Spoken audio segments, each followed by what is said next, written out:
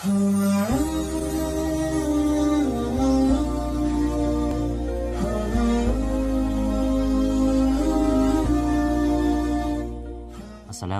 warahmatullahi wabarakatuh. Bismillahirrahmanirrahim. Allahumma salli ala Sayyidina Muhammad wa ala alihi wa sahbihi ajma'in. Saudaraku sekalian yang dimuliakan oleh Allah Subhanahu wa Ta'ala, semoga kita selalu dalam keadaan sehat, baik jasmani maupun rohani. Nah, saudaraku yang dimuliakan oleh Allah Subhanahu wa Ta'ala, InsyaAllah pada kesempatan kali ini, di dalam video ini kita akan membicarakan tentang betapa bahayanya kolesterol yang jahat ini. Tentang resiko-resiko yang tekanan kolesterol kita tinggi, dan bagaimana cara menanganinya atau bagaimana cara menurunkan kolesterol yang tinggi di ketika itu. Nah, saudaraku yang dimuliakan Allah, tetaplah bersama kami, karena di sini kita akan membicarakan, akan memberikan sebuah informasi atau memberikan contoh bagaimana atau tumbuhan apa yang akan kita gunakan untuk menangani atau untuk menurunkan kolesterol ketika kolesterol kita naik. Nah, di sini kita telah menyiapkan yang pertama sekali, kita di sini telah memetik ini yang disebut dengan daun kelor atau daun murung. Kalau dalam bahasa kita, bahasa Aceh, ini disebut dengan daun murung. Kalau dalam bahasa Indonesia atau saudara-saudara kita di tempat yang lain, ini menyebutnya dengan daun kelor. Dan bagaimana caranya daun kelor ini kita gunakan untuk menurunkan kolesterol tinggi. Dan sebagaimana saudaraku tahu, daun kelor ini kalau untuk di Aceh sendiri ini sangatlah banyak dan sangatlah mudah untuk kita dapatkan. Bahkan kita sering mengkonsumsi daun kelor ini dengan membuat rempah-rempah sayuran, dengan membuat sayur-sayuran. Dan pada kesempatan ini kita akan membahas daun kelor ini untuk menurunkan kolesterol. Dan daun kelor ini sangat banyak manfaatnya, bukan saja untuk menurunkan kolesterol, namun juga dapat menurunkan berat badan. Namun pada kesempatan ini kita hanya membahas tentang cara menangani, cara menurunkan kolesterol yang tinggi. Nah, saudaraku, yang pertama sekali, bila kita mengalami kolesterol yang tinggi ini, jika kolesterol kita tinggi, ini permasalahannya besar. Jika tidak kita tangani, jika tidak kita turunkan kolesterol yang mendadak tinggi ini bisa-bisa kita jadi stroke. Bisa-bisa kita mengalami peristiwa yang lebih maha dahsyat. Karena sifat daripada kolesterol ini tentunya jantung kita bermasalah. Karena ketika jantung ini ketika mau memompa atau mau menyebar darah ke seluruh urat-urat yang ada di organ tubuh kita, ini telah disumbat aliran darah kita oleh lemak yang disebut dengan kolesterol. Maka ketika itu harus kita tangani secepatnya. Sebelum kita beralih untuk pengobatan yang lebih insentif, kita harus menangani di ketika itu supaya kita bisa berobat secara leluasa. Nah, kalau kita biarkan keadaan kolesterol kita yang tinggi ini, bisa kejadiannya malah menjadi fatal. Nah, saudaraku, yang pertama sekali bila mengalami kolesterol yang tinggi ini saudaraku langsung petik daun kelor ini. Dan untuk ukurannya cukup saudaraku ketika memetik daun kelor ini yang melebihi tangkai yang muda seperti ini. Ini contohnya seperti ini.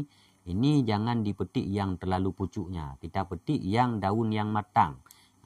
Jangan yang terlalu tua dan jangan pula yang terlalu muda. Nah, petiknya seperti ini. Dan kita mengambil daun kelor ini sebanyak 1 genggaman.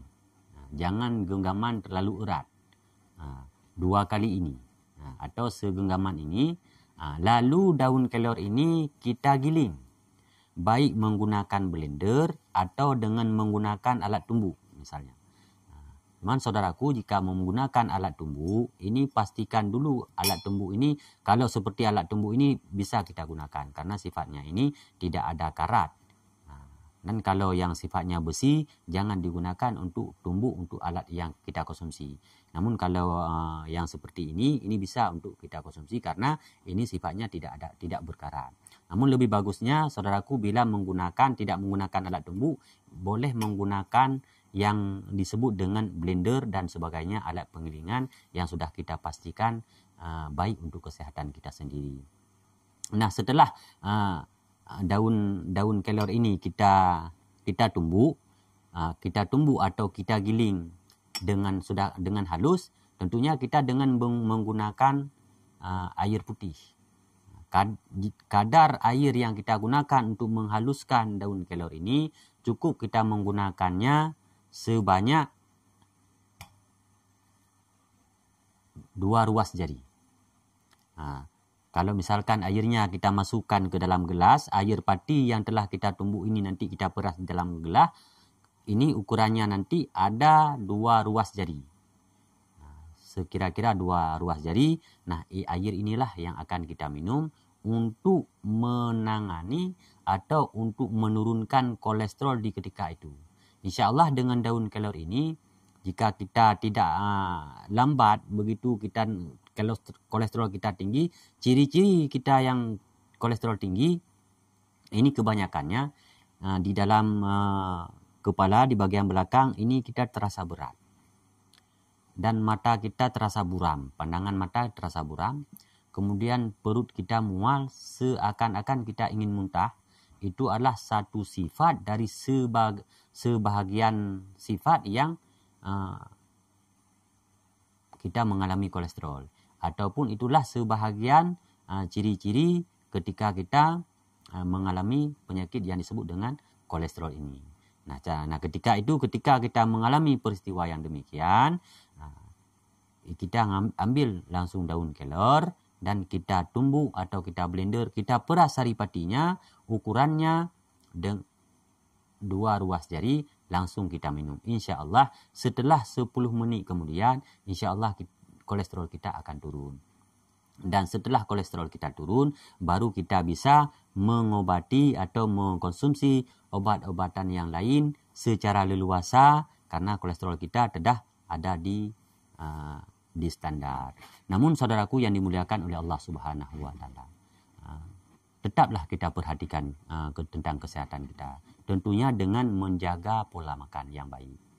Jangan kita terlalu banyak makan pola makan yang sifatnya lemak berlebihan. Karena dengan lemak berlebihan ini bisa memicu kolesterol yang tinggi, juga bisa memicu tekanan darah kita yang kurang bagus. Maka saudaraku, kita tetap menjaga kesehatan dengan mengkonsumsi tanaman-tanaman, dengan mengkonsumsi sayur-sayuran, dengan mengkonsumsi perbanyakkanlah konsumsi buah-buahan, karena ini semua tanaman atau buah-buahan adalah sifatnya sangat baik untuk menjaga kesehatan. Kenapa saya katakan demikian? Karena menjaga kesehatan itu jauh lebih mudah daripada kita mengobati sebuah penyakit yang telah kita derita. Dan kepada saudaraku sekalian yang dimuliakan oleh Allah Subhanahu wa taala, semoga saudaraku selalu dalam keadaan sehat, dilapangkan rezeki dan dimudahkan segala urusan, diberikan umur panjang. Dan bagi saudaraku yang mengalami sebuah peristiwa atau sakit dan sebagainya, jangan berkecil hati. Masih banyak kesempatan, masih banyak cara untuk kita mengatasi permasalahan. Jika kita sakit, Allah pasti menyiapkan obat. Hanya saja kita perlu untuk berikhtiar. Karena menunggu kesembuhan itu tidak akan kunjung jua kecuali dengan 2 cara. Yang pertama, kita berikhtiar kepada obat baik herbal dan sebagainya. Yang kedua, kita wajib berdoa. Karena dengan 2 hal inilah yang akan membawa kita kepada jalan atau kepada arah yang lebih baik. Dan bagi saudara-saudaraku sekalian yang melihat video ini, yang melihat tayangan ini, merasa punya makna, punya natijah yang tersimpan di dalam setiap penyampaian-penyampaian kami. Mohon kiranya untuk mendukung kami agar channel kami ini berkembang jauh lebih baik, supaya kiranya kita dapat terus berbagi sebahagian atau seputaran-putaran tanaman-tanaman herbal yang dapat atau yang sangat baik untuk kita jadikan sebagai obat untuk menangani permasalahan yang kita hadapi. Tentunya saudaraku dengan mensubscribe, juga dengan komen, dan saudaraku juga tolong untuk dibagikan agar kiranya saudara kita yang lain pun dapat mengambil intisari atau manfaat dari setiap apa yang kami sampaikan ini. Dan kepada saudaraku, di channel ini kita akan selalu berbagi seputaran yang pertama tumbuhan herbal, yang kedua rempah-rempah, dan di sini kita akan berbagi solusi untuk menangani berbagai macam penyakit. Tentunya dengan menggunakan herbal dan rempah-rempah yang alami. Jadi supaya setiap video kami, setiap ada video kami yang baru atau tayangan yang baru yang kami bagikan, supaya muncul, supaya saudaraku dapat mengetahuinya, yaitu dengan cara setelah saudaraku mensubscribe, jangan lupa untuk ditekan loncengnya agar setiap ada video baru dari kami, saudaraku pasti akan mengetahuinya. Mungkin hanya sekian yang dapat kami sampaikan pada kesempatan ini. Lebih dan kurang kami mohon maaf. Wassalamualaikum warahmatullahi wabarakatuh.